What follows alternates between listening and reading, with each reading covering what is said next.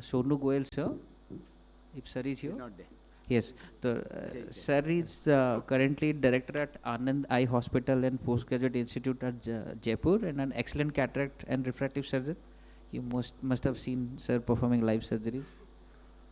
So very good afternoon, and at the outset, I'd like to congratulate Dr. Partha Biswas and the entire AIOS for showcasing this wonderful international event. I mean, full marks to you, sir. We congratulate you for all this. So I'll be talking on the insights into the rotational stability of the available toric IOL. So at the time of cataract surgery, we all know that 33% of the patients have a corneal astigmatism of a diopter or more. If you actually see this table, and this has been published, this is the data from Dr. Warren Hill, and if you see here, almost 0.5 diopter is 73%, and 1 diopter almost 36% of our routine cataract population, and it almost is like 1.5 for almost 16% of patients. So what deters us from using toric IOLs in our routine practice? What is more interesting is that 58% of the patients, if you use a standard monofocal lens, more than a diopter is the level of astigmatism from 42%. So it is basically post-cataract surgery, the astigmatism tends to increase if you use a standard monofocal IOL. This is a wonderful article in the JCRS, which actually does a meta-analysis, and this actually brings in that the pool mean absolute rotation of all the toric available, I mean, irrespective of any company, all the toric IOLs was just 2.36 degrees. So that means post-operative rotation is dependent on many aspects of lens material design, but whatever the make and the design be, it's hardly 2.36 in the entire gamut of toric IOLs available. So most of these modern commercially available toric IOLs exhibit an exceptional rotational stability. So the toricity is what is the location of the torus. So different brands have the torus located either on the anterior, just like the Technis J&J, posterior Alcon and the Vivenex have the torus onto the posterior surface, and the Zeiss has both on the anterior and the posterior surface. There are different designs of the IOLs available in the world market, but then the rotational stability varies. But interestingly, the plate haptic model fared well in this study, and the rotational stability was found to be a little better with the plate haptic.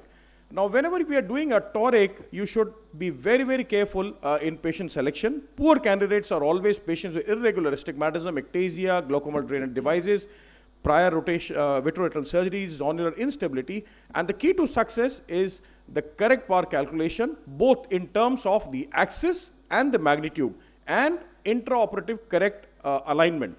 So it boils down to your magnitude of power calculation in terms of both toricity and the axis, your SIA, which is the surgically induced astigmatism, care has to be taken with the posterior corneal curvature, and yes, ELP or the effective lens position is of paramount importance.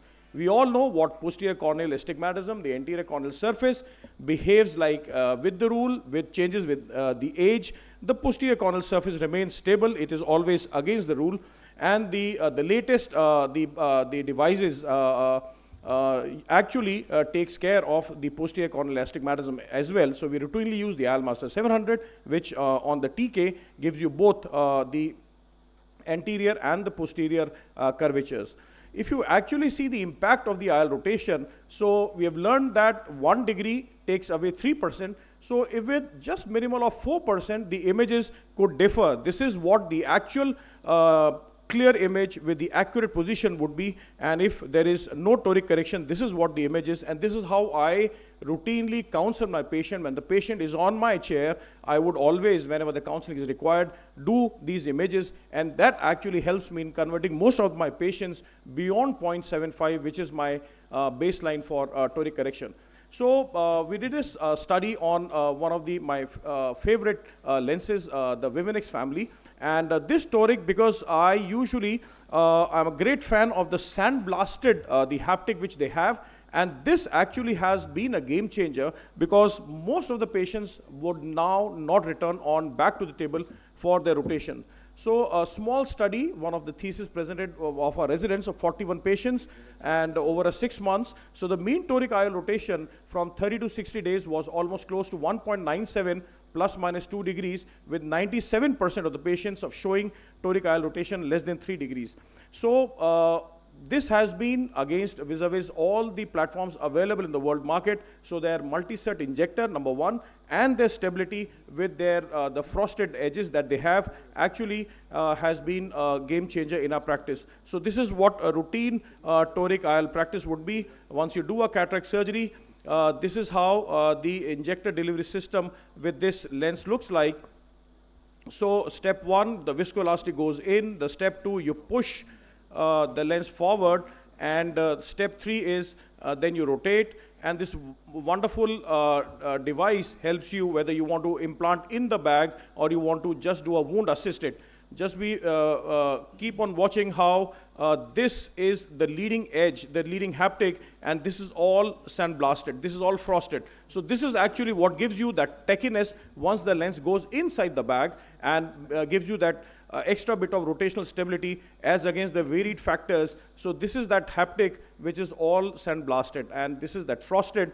This is the haptic which goes and sits inside the bag and gives you that extra edge over the others. So this is a quick video of how metal marking is done. We all have been doing this. And so a quick word on the potential source of errors. I'll just take not more than 30 seconds. So inaccurate preoperative axis is very important. Inaccurate intraoperative alignment is important. You have to always remove the viscoelastic from behind. You have to hydrate, never overhydrate the wound. So it should be just adequately hydrated, because overhydrated would actually cause more rotation. You need to make the patient sit in your OPD for half an hour, take the patient back on the slit lamp, because most of the rotations occur during the first 1 hour.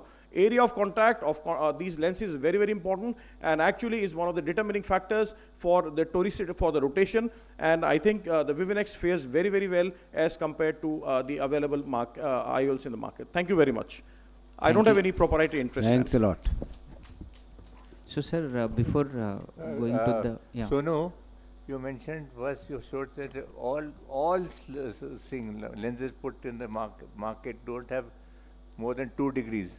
So that and was then we are talking about stability of various lenses. So how would you align these two factors? Yeah, so because this, you showed a slide that everything in the market available does not rotate more than 2 degrees. So this was a meta-analysis of almost 15,000 eyes, and they've taken care of almost 6-7 leading brands in the world market. So I think the meta-analysis took an average of the total rotation. So they mean to say that the average rotation was close to almost 2. So maybe... do you think that is seems to be correct for a toric lens? Actually, the study in the JCRS actually says that. Because so the only point to bring in is that remove that inhibition from practitioners against the use of the toric lenses, because cataract surgery is now a refractive surgery. You can't leave residual astigmatism in the patient. No, that is true. And also, did the textured this thing haptic help you in?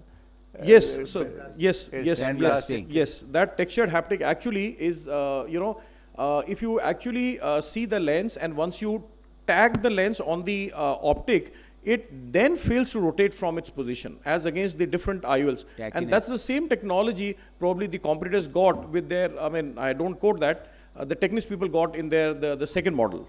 So that actually gives you that tackiness on the haptic. So I think the haptic sandblasted or the tackiness is one of the major factors for now the rotational stability of these lenses. And what lenses have you used so far in what toric lenses have you so used? Alcon, Johnson & Johnson, Vivinex, and you find this lens an excellent. This lens is excellent, yes, sir. For chamber stability. For the rotational stability. Yes.